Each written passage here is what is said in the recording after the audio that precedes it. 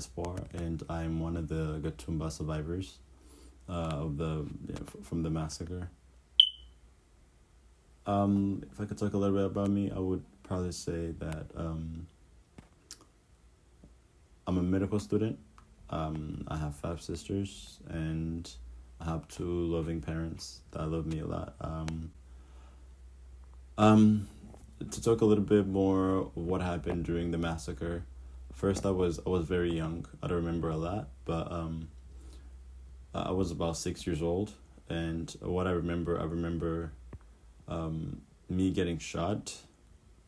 And my dad had just got out. He had created a hole in the middle of the tent, and he was trying to pull me, but it didn't work out. So I remember me getting shot, my mom getting shot while pregnant, and my older sister as well getting shot. The tents were burning. We kept hearing people singing, people clapping, people speaking different languages that we all knew. We kept hearing, people shooting, bombs exploding. So there was a lot that was happening. And as a kid, you don't really know what that is. It's hard to, it's hard to know what's happening, and you're just like scared. And so I remember that, and I also remember us escaping, finding whenever our tent was about to be burnt all the way.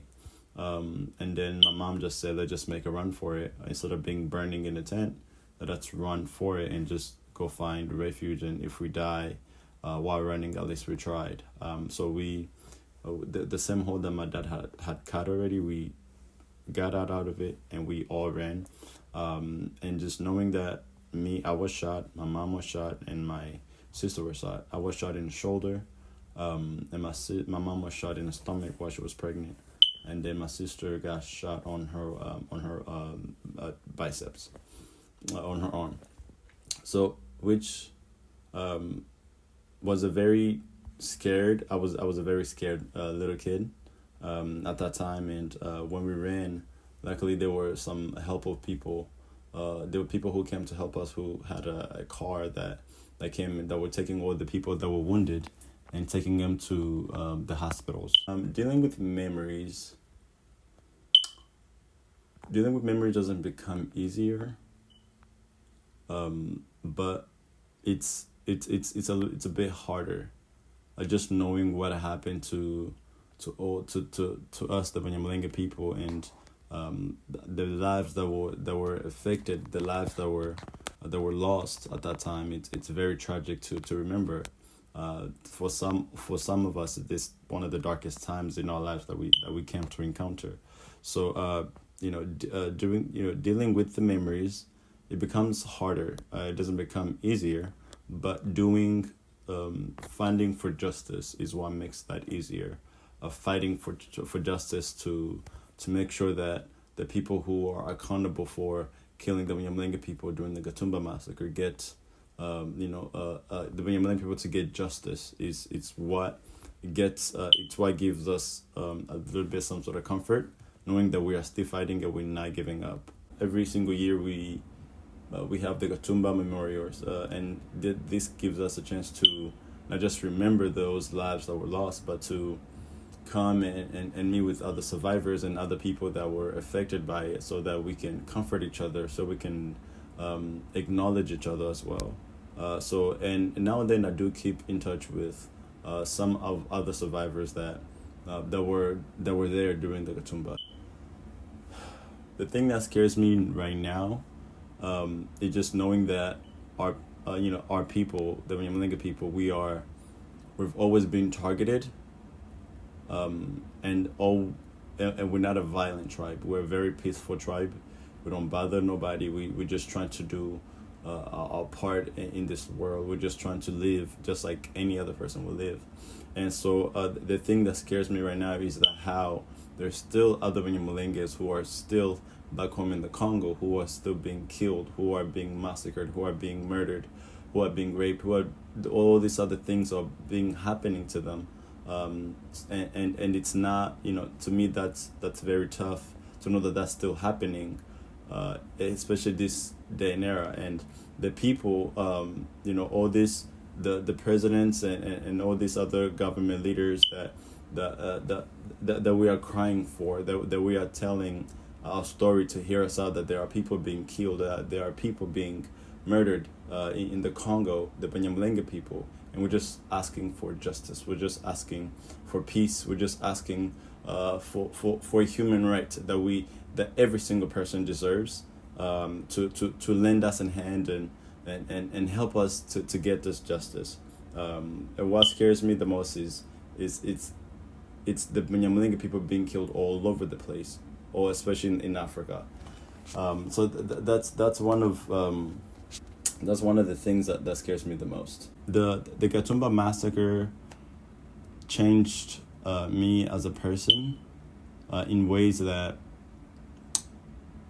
I became, I guess, more aware of my ability, my knowledge, and it gave me an understanding of fighting for change, of doing something meaningful. And especially as a kid, you don't really know what was. I didn't know what was happening as a kid during that time, but as I grew up here in America, all those memories, all those things that I saw tend to come and haunt me, and ended up, being having a lot of stress and, being traumatized because of this thing. So knowing how to deal with these things is what kind of whenever I was dealing with it, I kept getting some lessons from it, and the lessons that even now I'm still gaining something from this. And so it definitely changed my perspective on life. It changed my perspective on how I view people, how I view everything. It gave me a different understanding on how the world operates, and it gave me a new mind, and it operates differently. Definitely talking about it brings back memories. I don't really like talking about the events and what happened during that time, because it tends to bring a lot. And some of the things I just want to forget the most. It doesn't. I'm not a big fan of talking back about it, but as some people find it healing when they talk more about it because they're expressing it out. But I don't know. I'm more of a just like trying to not even think about it, but because it brings a whole lot. It brings a whole lot to me.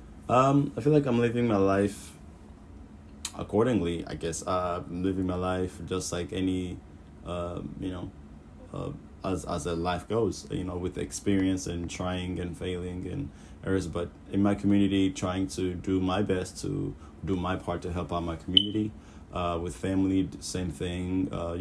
Just expressing love, respect, and honesty as well. Just expressing the love and showing love, and just helping out my community and family. And I believe, the reason why is because with love and respect and just like helping out your community, you tend to keep everybody tend to be on the same page, and everybody tend to move on the same frequency. Everybody gets to feel the same thing and be on the same page, and everybody gets to help each other to grow as a family, as a community as well. And I feel like this is important, especially during these times in the Gatumba times. About my journey, I guess. So once we got to once the car from the massacre that was taking the people to the nearby hospitals, we ended up being hospitalized in Burundi, and luckily for me, they were able to find the bullet. I was shot on my right shoulder, and the bullet traveled through me, and it popped up on the opposite side of my other shoulder, and this is where they were able to do a surgery and remove the bullet. But with that, there was a lot of fragments that I had in my body, and I had those fragments for now. It's been like 15 years, and just still living in my body even though the bullet was out. So after that, we ended up moving in a refugee camp in Burundi, Mwaro. And from there, we were able to stay in that refugee camp, kind of find refuge. And after that, we got the opportunity to come to the United States. And we came in the United States in 2007, and from there we came and we didn't speak any English. Everything was new. We didn't know the food. The language was different. But you kind of learn as you go, and our brain is, there's such an amazing things that you tend to learn everything, and by seeing and touching, even by trying to speak English. So we managed to go to school without speaking English, going through those ESL classes, and we were able to learn English, and we were able to go to school. So I went to elementary here, middle school, high school, college, university, and so that's where we are right now. And here in USA wasn't easy, especially for once I got here, my goal was to focus on school. School became a very big thing for me, and it was just to make something of myself. It's like the only way to one of the equal thing that we can do as humans to show that you can do something with your life, with just applying a lot of effort into your studies and focusing to your goal. My goal was to get into one of the toughest schools in the country, if not the world, and so I studied hard in school. I just did all my work, and just try so hard to compete in this educational system. So I was able to finish my high school here, and then went to college, and now I'm gonna be attending medical school at Harvard Medical School. So that's in this coming couple of years. So I'm very excited about that, and it's going to give me an opportunity to serve my community. It's going to give me an opportunity to give an answer of who I am and what my family and tribe represents, and just get to do more for myself and my community as well. So that's a little bit of my story, and also just like learning and just being an educator, just being a learner from everything. Everything is a lesson. Every single person you meet is a lesson. So, but overall, I want people to. I want, especially for the Banyamulenge people, to get justice. To get justice for what happened in Gatumba. We're asking the governors, we're asking the presidents, we're asking the senators, we're asking whoever is going to hear this message, that we need your help.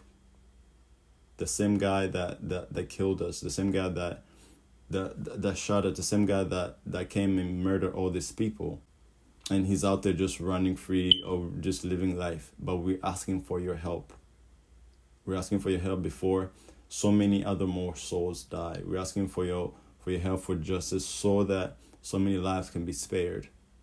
There's so many people, so many things happening to the Banyamulenge people in the Congo, and we're just asking for your help to seek justice. Thank you.